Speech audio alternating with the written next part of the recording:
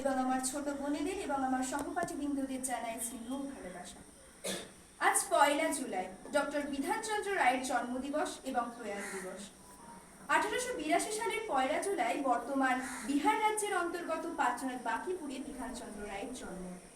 তিনি ছিলেন একজন ধন্বন্তরী ডাক্তার, সঙ্গে পশ্চিমবঙ্গের মুখ্যমন্ত্রী, একজন জনদরদী এবং পশ্চিমবঙ্গের রূপকার।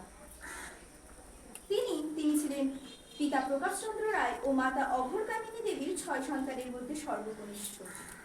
বিধানচন্দ্র রায়ের লেখাপড়ার সূচনা হয়েছিল এক গ্রাম্য পাঠশালায়, পরে পাটনার টিকে ঘোষ ইনস্টিটিউশন এবং তারপর পাটনা কলেজিয়েট স্কুলে পড়াশোনা করেন।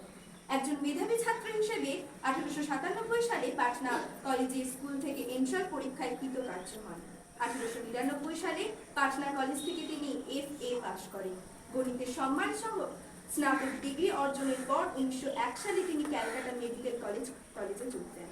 1906 সালে কলকাতা বিশ্ববিদ্যালয় থেকে তিনি MSS ডিগ্রি এবং 1911 সালে ইংল্যান্ড থেকে MRCP ও FRCS ডিগ্রি অর্জন করেন। ওই বছরই বিধানচন্দ্র কলকাতায় ফিরে এসে অ্যানাটমির শিক্ষক হিসেবে যোগদান করেন ও 1919 সালে সরকারি চাকরি থেকে ইস্তফা দিয়ে মেডিসিনের অধ্যাপক হিসেবে যোগদান করেন। চিত্তরঞ্জন দাশের উৎসাহে তিনি 1920 এর দশকে প্রথম ভাগে বাংলার রাজনীতিতে প্রবেশ করেন। 1923 সালের নির্বাচনে ব্যারাকপুরে মিউনিসিপ্যাল নির্বাচনী এলাকা থেকে স্বতন্ত্র প্রার্থী হিসেবে তিনি সুরেন্দ্রনাথ ব্যানার্জিকে পরাজিত করেন। 1925 সালে তিনি স্বরাজ পার্টিতে যোগ দেন। তিনি 1931 সালে কারাবরণ করেন। মহাত্মা গান্ধীর অনুপ্রেরণা থেকে তিনি বাংলায় একটি আঞ্চলিক অস্পৃশ্যতা বিরোধী ফোরাম গঠন করেন। 1932 সালের 25 জুন কলকাতার টাউন হলে সর্বভারতীয় অস্পৃশ্যতা বিরোধী দিবসের অধিবেশনে তিনি সভাপতিত্ব করেন। 1948 সালে পশ্চিমবাংলায় প্রফুল্ল ঘোষের মন্ত্রিসভা ভেঙে গেলে তিনি প্রাদেশিক কংগ্রেসের প্রধান নির্বাচিত হন এবং তাকে পশ্চিম বাংলা সরকারের দায়িত্ব নিতে হয়। 1952 সালে তিনি দ্বিতীয়বারের মতো মুখ্যমন্ত্রী নিযুক্ত হন। 1957 সালে তিনি নির্বাচিত হন মুখ্যমন্ত্রী তৃতীয়বারের মতো। 1948 সালের 14 জানুয়ারি থেকে মৃত্যুকাল অবধি 14 বছর তিনি পশ্চিমবঙ্গের মুখ্যমন্ত্রী ছিলেন।